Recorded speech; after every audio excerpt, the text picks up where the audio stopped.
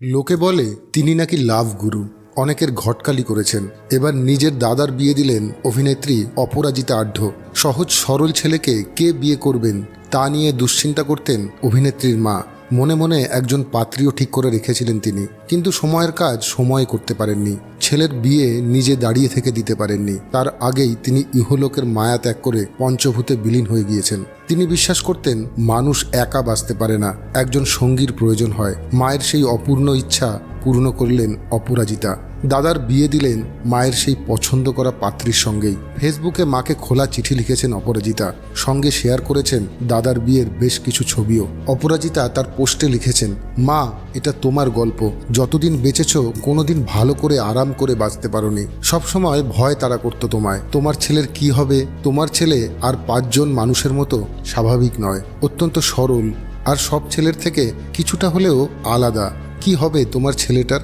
যদিও তোমার মেয়ে আছে, সে সব দায়িত্ব কর্তব্য করতে পারে, কিন্তু তবুও তোমার কোথায় একটা ভয়, কোথায় একটা শঙ্কা, একটা অবিশ্বাস কাজ করত। তুমি না থাকলে ছেলে কি করে বাঁচবে, ছেলে কি করে থাকবে। তুমি কখনো একা থাকাতে বিশ্বাসী ছিলে না, তুমি অসম্ভব বিয়েতে বিশ্বাসী ছিলে। তুমি সবসময় মনে করতে একা বাঁচা যায় না। যদিও আমরা সকলে পৃথিবীতে একাই আসি আর একাই যাই, তবু এই পৃথিবীলোকে বাঁচার জন্য বোধহয় একজন সঙ্গীর খুব দরকার। তুমি সারাক্ষণ সবাইকে বলতে, আমার ছেলের কি করে বিয়ে হবে, আমার ছেলেকে কে বিয়ে করবে, আমার ছেলেকে কে বিয়ে দেবে। তোমার পছন্দ করা পাত্রী রানী দিদি, কিন্তু সেই সময় রানী দিদির সঙ্গে বিয়ে দেওয়াটা সম্ভব হয়নি। আসলে সময়ের আগে কিছুই হয় না, সেটা তুমিও জানতে, কিন্তু মানতে না।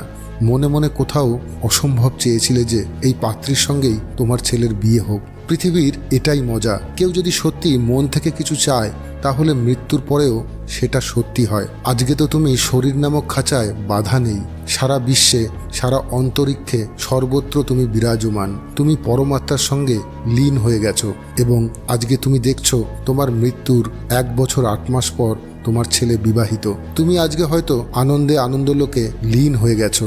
আজ বোধহয় তুমি সবচেয়ে বেশি শান্তি পেয়েছো, তোমার ছেলে বিবাহিত এবং তোমার পছন্দ করা পাত্রী তোমার পুত্রবধূ।